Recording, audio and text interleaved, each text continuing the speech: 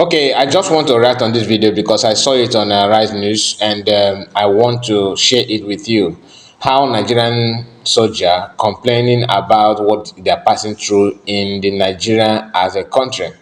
You know, they sent them to fight Boko Haram sometime in 2013, and they went there in Borno State to fight Boko Haram. The experience is not funny.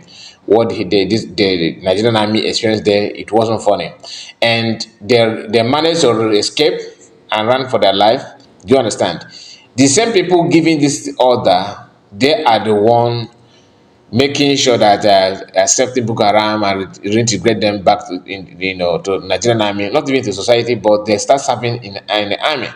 That is why there's some videos that we saw few months back where they are, Nigerian army and police. I think they're having joint operation somewhere in the north, and the people who claim they are guarding the environment, turn around to be a kind of spy for terrorists to penetrate their base. And what do? They give them signal to come in, and when they came in, people who don't have in their midst in the Nigerian security forces, who don't have the idea of the plan they have led against them. They don't know what is yet to come.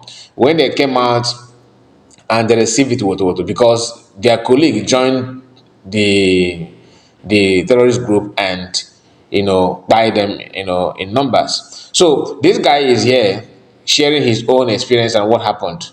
And what happened is not fun, like I said, and I want you to listen to this because some of us don't know what is going on. And please make sure that you like this video, subscribe to the channel if you're new. Very, very, very important. Tell us about it. Thank you, sir. Tom would like to know. My name is Bankole Taiwo, ex-last corporal. Sir, in 2014, September 12th, that was when the battle took place. I was deployed in Gubio. In Maiduguri.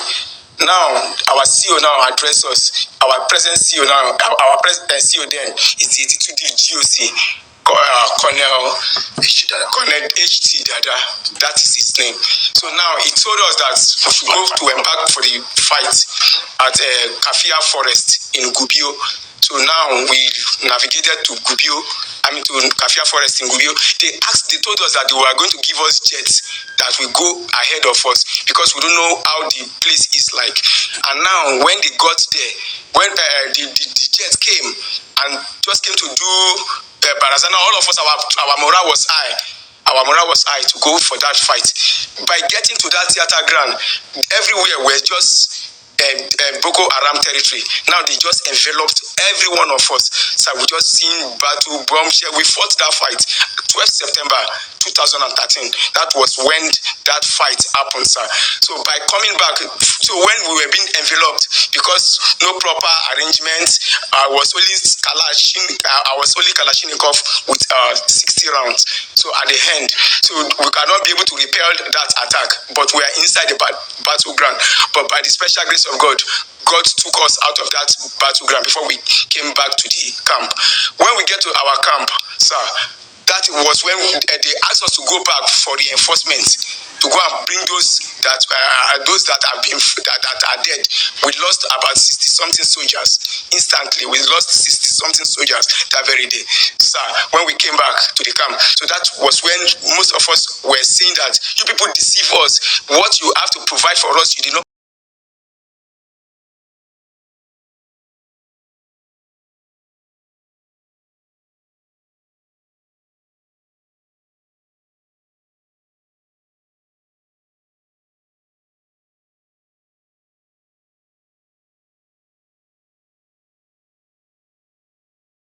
Deceive us. What you have to provide for us, you did not provide for us. That is where they changed the story to Mutinesa.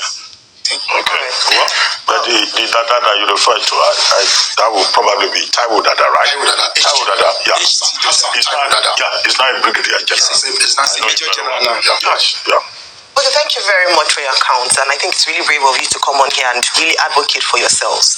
You have made your demands, or at least expressions known. You want your discharge certificate, and you also want an opportunity to continue life after the military.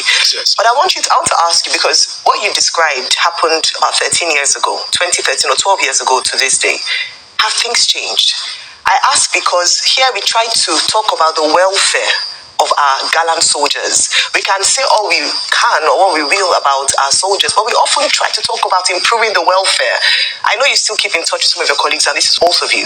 Has it changed? Are you better equipped? Is the treatment better? Are you more confident to face the enemy? With what you have on ground, I think it will be great because we need to move forward and change things. I would like to ask you, and then I'll come to you too, Mr. Bankole. Thank you, ma'am. Thank you. I really appreciate you for this question. The truth is that things has not changed. Things has not changed. The truth is that my colleagues in the army, those are still in the system, they will not want it. If they are here now, they won't be able to tell you that things has changed. They will just tell you all is well. Because in the force there is this pattern that the reason why we suffered because there was nothing Nigerian we could do. We did the best we could do, but simply because we cried out that this wicked and deadly sects that come against us that terrorize the country, they are more equipped in terms of weapon. When Boko Harams are coming, Boko Haram are coming from, they are coming all the way from they are coming to attack us here. All the way from they will be shooting. You will be hearing the sound of NG. You understand? If you want to come and fight me here, you are supposed to come in high. You will start attack. They will be coming with full confidence. They use drone. Yes. Then the diesel inside our drums. They MG.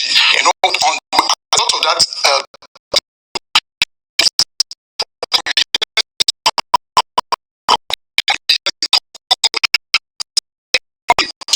Hearing their sound. That is to tell you that we are coming. We are not scared. Do you understand? Yes. And they are doing that because they understand that they will never run out of ammunition. They will never run out of ammunition. You can now imagine they are coming to meet us. Me, the highest I have with me, the highest.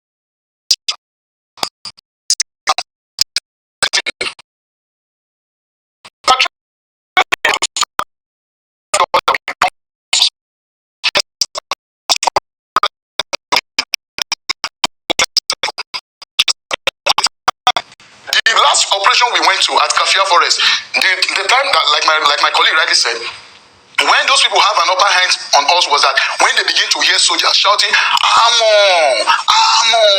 ammunition, this tell them that, these people are out of ammunition. And before you know, they flank us right, left. And before you know, Boko Haram are by the right, Boko Haram by the left, Boko Haram before.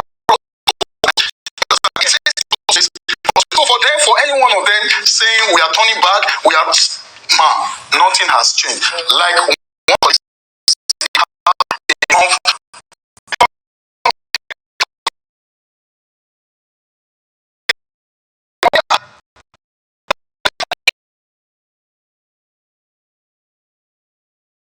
the ongoing.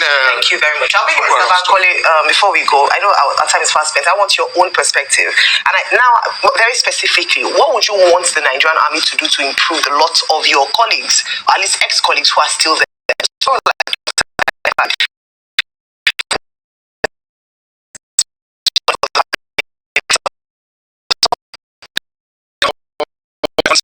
need to do the ones that are still in the service today is that let them take good care of them in terms of their welfare, in terms of their environment, their health. Let me just use as an example. They value the senior officers. They value them more than the young officers and it is the young officers that are performing the job rightly, but they will not take care of go and look the environment in the barrack, very tattered area, dirty area, using no water, nothing, no electricity. Like in a Keja cantonment, things are not even okay there. And let me say, as a security personnel, as a security operative in this country, we're supposed to take good care because we are the one dying for the nation. We are the one that will be dying for the nation. We are the one that is defending the nation. So what I just want, because as rightly you say that tomorrow tomorrow, which is the for Armed Forces Remembrance Day, there are many fallen heroes. Their family are suffering. Never even knew that they have passed through military perspective before. So what I would just want them to do is that let them take good care of these soldiers, because I think that I'm no more there anymore now. But by the special grace of God, things will get better. Yes, well, thank you so much to you both, Mr. Bankole Taiwo and of course Mr. Ayodele Olawale. Indeed, statistically